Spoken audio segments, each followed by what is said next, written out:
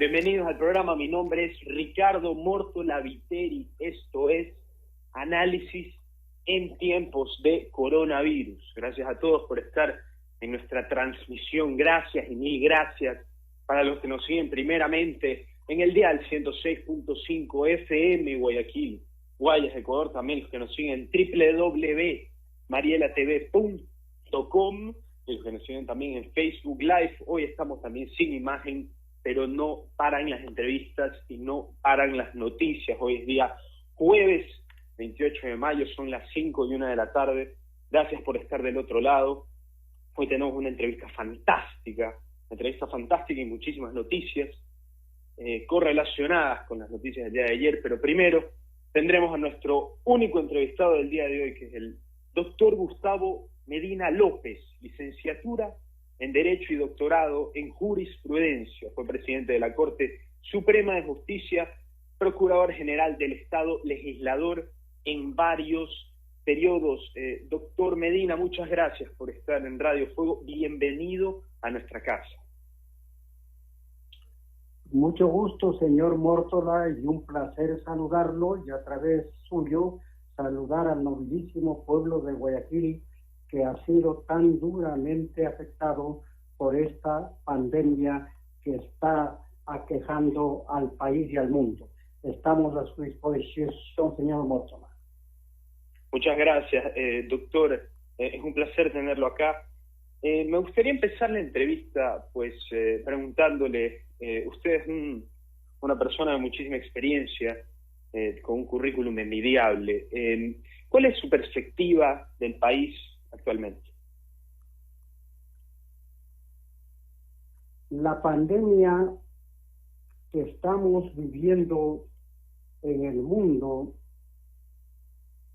ha puesto sobre todo a los países que, como el nuestro, tenemos un alto porcentaje de economía informal, frente a la perversa disyuntiva de morirse infectado por el virus o de morirse de hambre.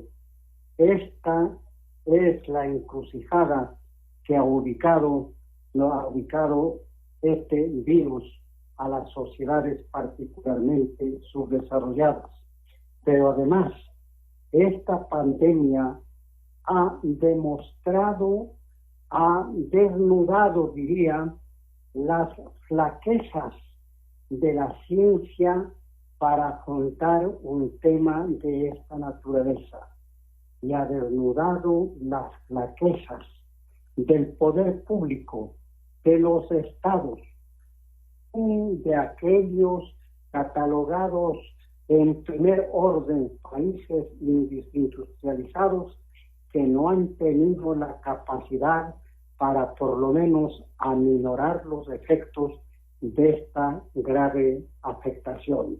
De modo que estamos viviendo, diríamos, una suerte de mandato bíblico, una plaga más de aquellas que no tienen todavía visos de ser neutralizados, y con la que tenemos que convivir lamentablemente por algún tiempo más. Así es, doctor Medina, me remito a lo que usted acaba de decir, flaquezas en el orden público. Me gustaría que fuera un poquito más expandido en ese ámbito. La gente puede que no entienda efectivamente las flaquezas en el orden público. ¿A qué se refiere exactamente? Cuando vemos los efectos pavorosos que ha provocado el coronavirus en la primera potencia económica, militar y tecnológica del mundo, me refiero a los Estados Unidos. Y no solamente en los Estados Unidos, en Rusia, en varios países europeos, en la propia China, y no se diga en los países latinoamericanos, sobre todo con las actitudes de gobiernos populistas que en la izquierda y en la derecha minimizaron los efectos de esta pandemia. Me refiero al presidente de los Estados Unidos, al presidente de Brasil, pasando por el presidente de México y no se diga por el presidente de este dolorido pueblo hermano de Venezuela. Han sido incapaces de poder por lo menos minimizar sustancialmente este mal que nos tiene realmente en un encierro que, si bien se avisora que cambiará un poco, no significa que hemos dejado de estar azotados por esta pandemia. Así es, doctor Medina. Me gusta que ha recalcado la subestimación de el presidente Trump, del presidente López Obrador de México, del presidente Bolsonaro principalmente, que yo creo que ahora Brasil es uno de los países más afectados del coronavirus. En estas semanas sus contagios y sus muertes han subido exponencialmente.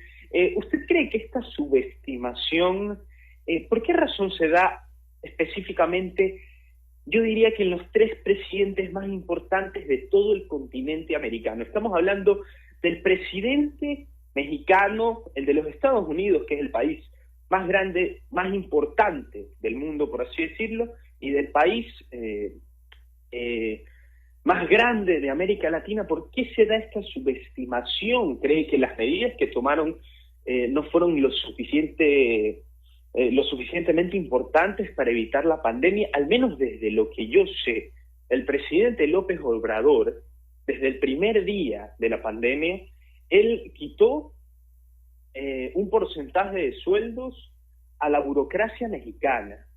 Estados Unidos se demoró tan solo una semana en cerrar sus fronteras, y Brasil hace 2 semanas no estaba en la situación que está ahora, que es el segundo país con más contagiados del mundo. Entonces yo le pregunto, doctor, ¿por qué razón se da esta subestimación y por qué estos países recaen a ser de los más afectados del mundo?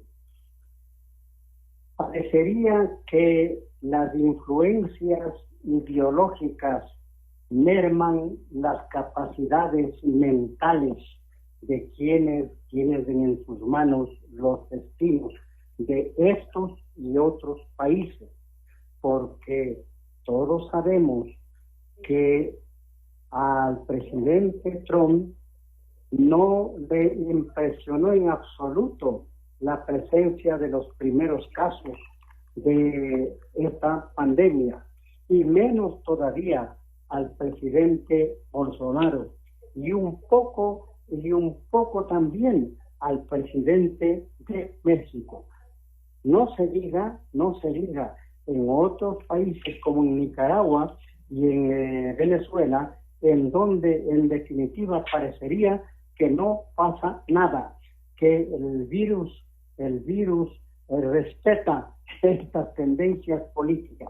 De suerte que, respondiendo o reiterando la respuesta a su pregunta, me parece que son influencias de tendencias ideológicas en las concepciones de los problemas que día a día tienen que afrontar los países de nuestra región y del mundo. Estamos de acuerdo, doctor Medina. Usted mencionó que hay países en los que parece que no pasa nada. Usted no lo dijo, pero yo intuiría que en esos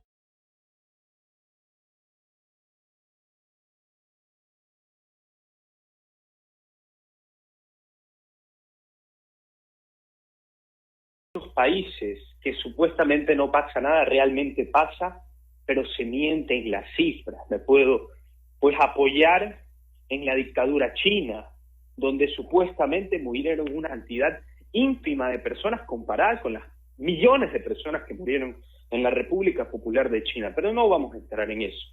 Me gustaría preguntarle sobre el caso de los venezolanos, que es tan preocupante. los venezolanos prácticamente están yendo a pie a su país. Unas declaraciones que vi el día de ayer de uno de los representantes de los grupos venezolanos que están dirigiéndose a su país, decían: si nos vamos a morir de hambre, preferimos morirnos de hambre en Venezuela. Le pregunto, doctor, hay muchos planes de ayudas, incluso millonarias, que se nombran pues en la Unión Europea, de recaudación de fondos para los venezolanos, pero realmente yo creo que el problema está en Venezuela, y realmente la dictadura en el país es simplemente algo que no ha afectado ahora en el coronavirus, sino desde hace muchos meses ya. ¿Cómo se podría manejar la situación de Venezuela? Y le pregunto, la operación Gedeón se dio hace 3 semanas, la operación de los estadounidenses yendo hacia Venezuela, operación que no funcionó. ¿Cuál es la situación actual de los venezolanos, doctor? Los venezolanos han trabajado aquí, han estado aquí en muchos países latinoamericanos. ¿Cómo se les puede tirar la mano a esta gente donde no tiene dónde caer? La migración venezolana es el resultado de precisamente la aplicación de concepciones ideológicas en el manejo del destino de pueblos. El populismo del siglo, el socialismo del siglo XXI, que se inspira en una tendencia populista llamada de izquierda, ha expulsado, por lo que hemos escuchado, a más de 5 millones de venezolanos que han llegado en parte a nuestro país. ¿Para qué? A competir lamentablemente en la miseria, no a competir en la productividad, porque nuestro país y otros no estamos en capacidad de poder absorber nueva mano de obra. Y claro, viene esta desgracia del coronavirus, y los venezolanos que no encuentran, aunque sea en la calidad de la calle, un medio para vivir, dicen: prefiero volver a mi tierra a morirme allí, precisamente contagiado del coronavirus. Esta es la demostración de la perversa ecuación a la que me referí en el primer instante de mi intervención. La ecuación o de morirse contagiado por el coronavirus o de morirse de hambre. Y frente a eso, los esfuerzos de los países siempre serán limitados, sobre todo por países como el nuestro, que sufren una serie de crisis económica. Ha incrementado esta crisis, pero debemos tener fe, debemos tener confianza en Dios, naturalmente, que nos ayudará a salir, pero no en los próximos 24 horas. Esto será materia de recuperación en mucho tiempo, con esfuerzos de los gobiernos, del gobierno nacional, en nuestro caso, del pueblo ecuatoriano, como de los gobiernos de los pueblos, tanto de la región americana como del mundo. Hay países que están en el primer mundo que tienen recursos para, pero aún en esos países habrá necesidad de un tiempo más o menos considerable para recuperación de los efectos tremendamente negativos traído la pandemia. No se diga en países como el nuestro, que tenemos, aparte de la crisis sanitaria, es necesario subrayarlo, una crisis de carácter económico que viene de algunos años a esta parte. Estamos de acuerdo, doctor Medina, en que saldremos, pero efectivamente no lo haremos en 24 horas. Y claramente, otra de las pandemias, o la pandemia después del coronavirus que más nos ha afectado, a los ecuatorianos y a muchos países, o a todo el mundo prácticamente, es la pandemia de la crisis económica. Usted acaba de mencionar que una de las razones por las cuales estamos como estamos en el ámbito económico es por así decirlo, el mal manejo de los fondos públicos en años anteriores o en gobiernos anteriores. Le pregunto, doctor, dado a esto, ¿se han tomado medidas económicas como la ley humanitaria, la ley de finanzas públicas, que realmente no son leyes que porque se dan saldremos económicamente, ya son incentivos? Le pregunto a usted, ¿son las medidas correctas que se tomaron, la ley humanitaria, la ley de finanzas públicas?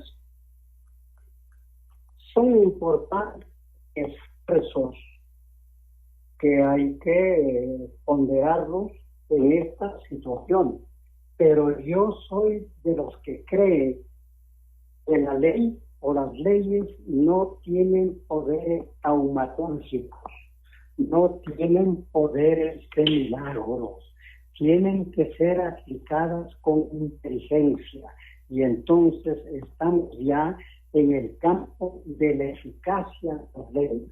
La eficacia de las leyes depende del talento y de la decisión con las que deben aplicarse en el Ejecutivo en cuanto a las medidas que están previstas en los cuerpos legales que usted ha señalado, y en cuanto a sancionar pues en conductas en otros cuerpos legales. Y aquí nos estamos remitiendo naturalmente a parte del poder público ecuatoriano, concretamente fiscalía, jueces y tribunales de justicia, que tienen que ver directamente con la aplicación de la ley. Correcto, doctor Medina. Ayer estuvimos hablando en una entrevista aquí en el programa con el doctor Roberto Gómez Mera. Él nos mencionaba, él también es doctor en leyes y fue presidente de la Corte Suprema de Justicia. Él nos mencionaba que los jueces en el país deben capacitarse aún más y que deben haber más fiscales en el país. ¿Está de acuerdo con esto que dijo el día de ayer el doctor Roberto Gómez Mera? Quiero señalar primero que me une una relación de amistad, de consideración con Roberto Gómez y yo, de ese criterio, porque aparte de que las leyes deben ser de textos claros, precisos, concisos, deben ser aplicadas con talento y con experticia, y la experticia se lo consigue en el día a día, sobre todo cuando la utilización de los medios tecnológicos va a ser el gran efecto que produce esta pandemia. Se trata, los jueces tienen que prepararse en los aspectos de orden jurídico, pero también en los aspectos de orden operativo. Esa prestación debe ser consistente de todos los días, porque el derecho cambia, las circunstancias cambian, y los jueces y los operadores en general de justicia deben ir adaptándose a esos cambios, como también tienen que hacer esfuerzo porque por adecuarse a las exigencias de la vida, los propios legisladores y en general todos quienes tienen en sus manos la responsabilidad de conducir a nuestro país. Sí, doctor Gómez, usted habla de cambios. ¿A qué cambios se refiere específicamente en el ámbito de juzgar o de jueces o de la Corte Nacional Suprema de Justicia?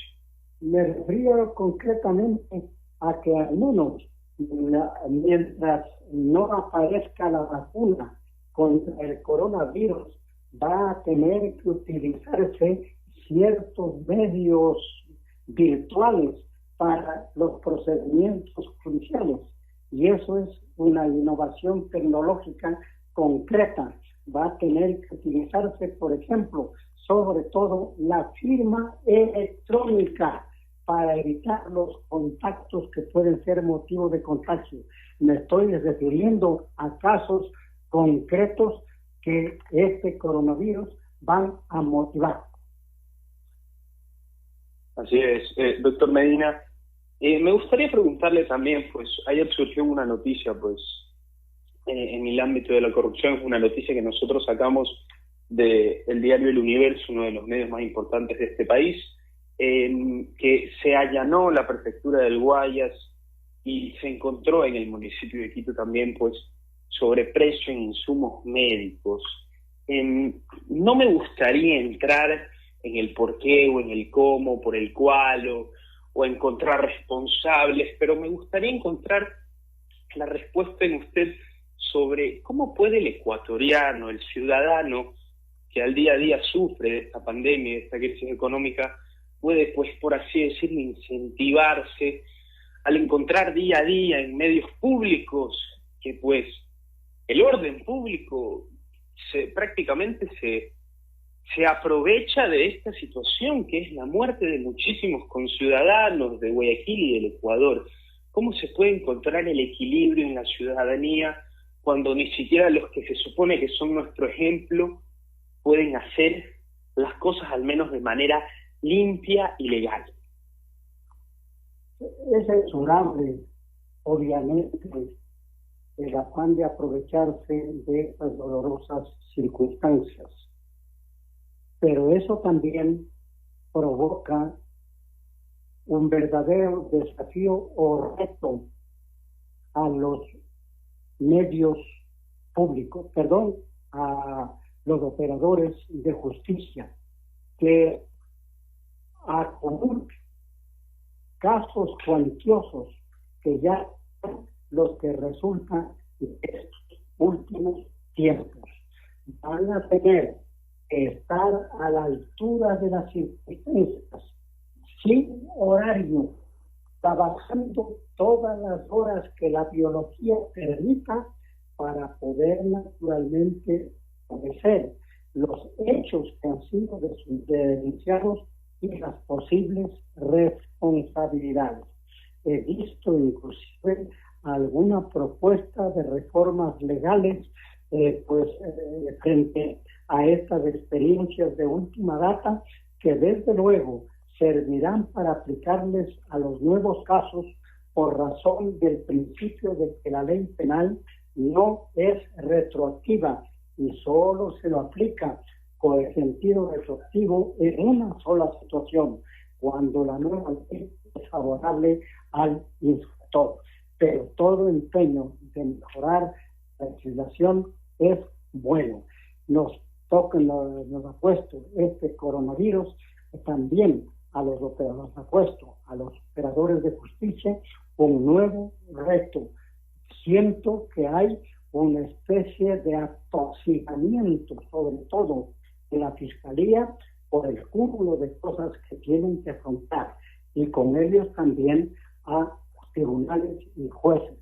Pero vuelvo a repetir, esperemos que ellos estén a la altura que las circunstancias históricas han determinado. Estamos con el doctor Gustavo Medina López, licenciatura en Derecho y doctorado en Jurisprudencia.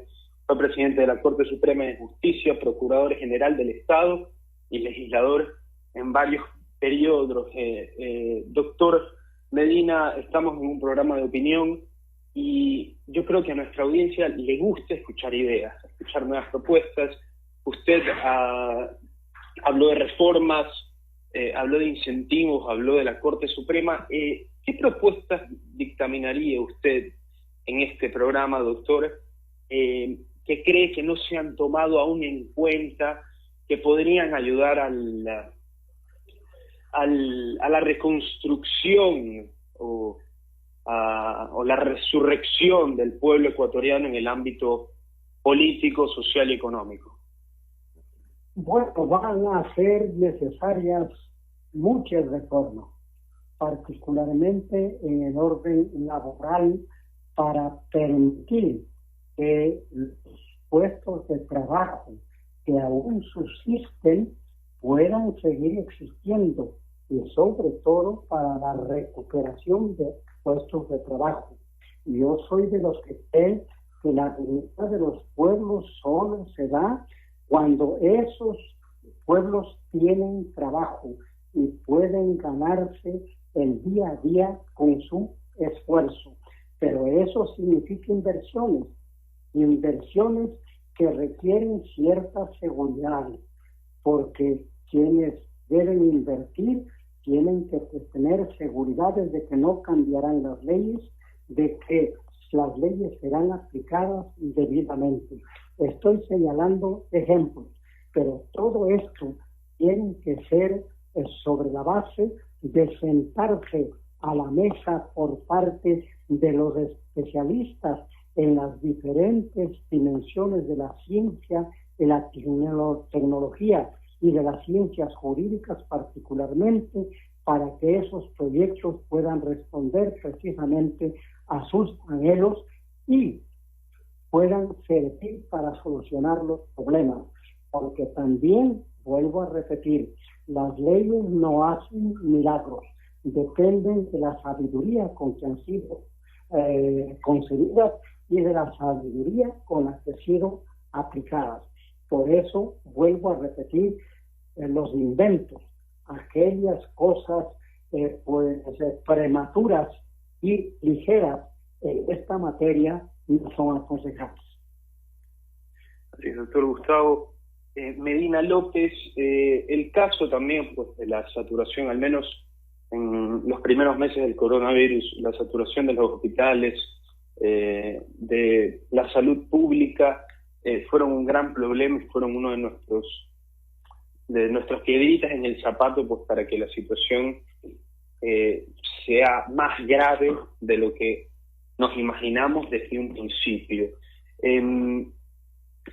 ¿Usted cree que el Ecuador es un país preparado en el ámbito de salud y es un país plagado, por así decirlo, de centros de salud de calidad como para poder evitar este tipo de pandemias? ¿O cree usted lo contrario, que sería que no solamente no estuvimos capacitados en el ámbito económico, sino que tampoco en el ámbito de la sanidad pública para controlar el coronavirus? Esta pandemia nos llegó o nos encontró del todo impreparados, pero no solamente en países nuestros, porque la crisis del sistema sanitario, especialmente del sistema hospitalario, no solamente se ha hecho presente en el Ecuador, y especialmente en la situación dolorosa que ha tenido que vivir la ciudad de Guayaquil y otras localidades de nuestra república, sino que hemos visto la primera potencia del mundo en los Estados Unidos, en donde ha llegado el sistema hospitalario, el sistema de salud a colapso. Eso hemos visto ya, eso hemos visto en España, no diga en el Ecuador, que no teníamos ninguna preparación. Nos tomó esta situación del todo impreparados, pero estas experiencias dolorosas pueden servir para que los países vayan poniendo el acento en lo que realmente deben tomar: la educación, la salud, la seguridad son los aspectos en los que deben poner especial empeño los gobiernos, y con los gobiernos de nuestros países. Estamos de acuerdo, doctor Medina. Comparto con usted en que realmente ningún país estuvo preparado. Yo creo que no es que ningún país estuvo preparado. Yo creo que hubieron países que sí estuvieron preparados, solamente que no se esperaban este golpe. ¿A qué me refiero?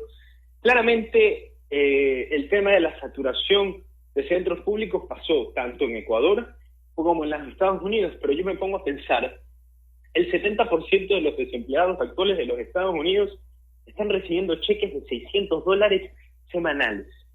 Entonces no tienen ningún problema en que si hayan perdido su empleo, reciban su liquidez y reciben un dinero mensual. Claramente vamos a poner las separaciones. Estados Unidos es un país millonario, es el país más millonario del mundo, y Ecuador evidentemente no lo es. Pero yo le pregunto a usted, y quiero recalcar lo que usted dijo desde un comienzo: se ha manejado mal desde antes. Esta pandemia simplemente ha sido la gota que rebalsó el vaso de un mal manejo anterior. ¿Cree usted que si el país en cierto ámbito hubiera sido manejado con mayor prudencia, con mayor sabiduría, desde la década anterior o desde 2 décadas anteriores, cree usted que el país no hubiera tenido la cantidad suficiente de fondos como para poder salir de esto de la mejor manera?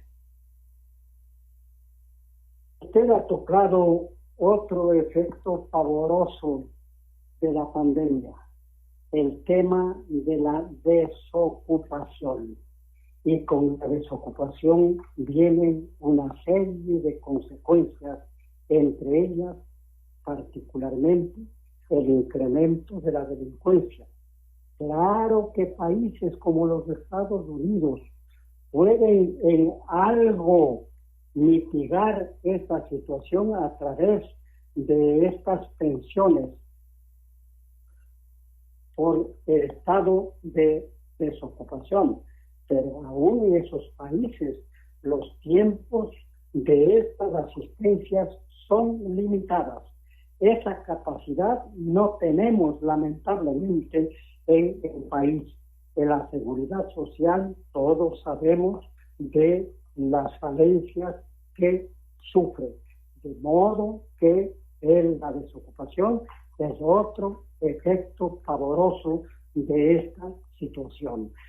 Que estos problemas simplemente han sido agravados con la presencia de esta pandemia es cierto, porque se ha desaparecido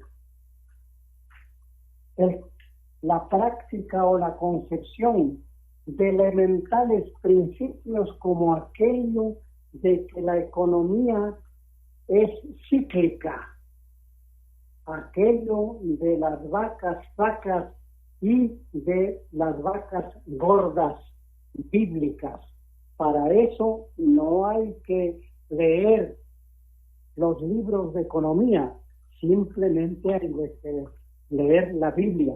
Pero además, inclusive se ha olvidado de que la práctica más virtuosa de la economía es el ahorro, precisamente para poder afrontar situaciones como estas. Y el país dolorosamente no tiene ahorros, lo que es mucho más grave cuando somos un país dolarizado. Y la dolarización es un esfuerzo que cuyo mantenimiento debe hacer el gobierno a toda costa, porque dígase lo que se diga, la dolarización ha traído una suerte de relativa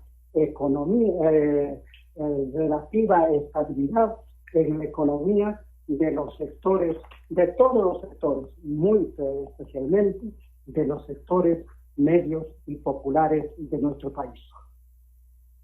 Así es, doctor.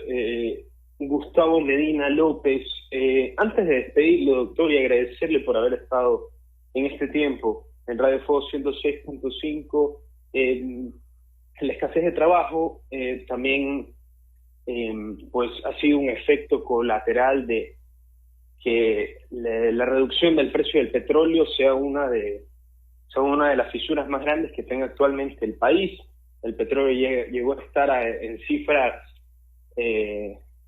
por debajo del cero, llegó a estar a menos 0,37 en el precio. Yo creo que el país en su momento, cuando pues no fuimos millonarios, pero fuimos un país bastante próspero, y una de esas razones fue la venta del barril del petróleo, que estaba en un precio altísimo. cuando pudimos vender. Yo creo que el país debe comenzar desde sus cimientos, y me gustaría, doctor Medina, que usted proponga desde qué sector, sea agricultor o de trabajo o de empresas, cree que el país debe ingresar para empezar, y desde ahí poder tener pues un incentivo, un resorte que nos lance nuevamente a lo más alto en el ámbito económico del país. Las épocas en que el país ha adquirido una relativa bonanza, lamentablemente temporal, es la época en que los precios internacionales de los productos que exportamos han sido altos, especialmente en cuanto a petróleo. Pero el país tenía que pensar, y tuvimos que pensar en que no vender solo desarrollar los países. Y cuando usted me dice en qué sectores, yo ya agricultura, ganadería, agroindustria y todo aquello que puede naturalmente producir nuestra generosa tierra. Esos deben ser los sectores que reciban todos los incentivos para poder salir, no en el corto plazo, en el mediano y largo plazo, de esta difícil situación.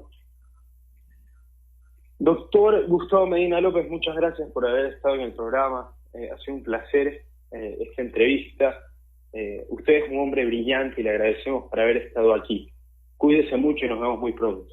A usted le agradezco por darme la oportunidad de expresar mis modestos pensamientos en cuanto a estos temas complejos que estamos viviendo. Un abrazo y también un pedido de que se cuide.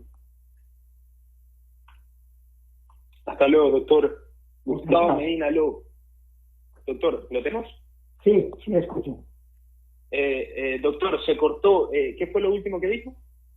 Que le agradecía por la oportunidad que me ha dado de usar mis criterios, que desde luego no son la suprema verdad, no soy aquellos que me creo dueño de la verdad, pero como ecuatoriano, como ciudadano, estamos preocupados por esos temas. Luego de reiterar mi agradecimiento por pedir mi opinión, también le deseo que se cuide su familia para superar, al menos en el orden personal y familiar, este exagero. Muchas gracias, doctor. Le mandamos un gran abrazo. Un abrazo.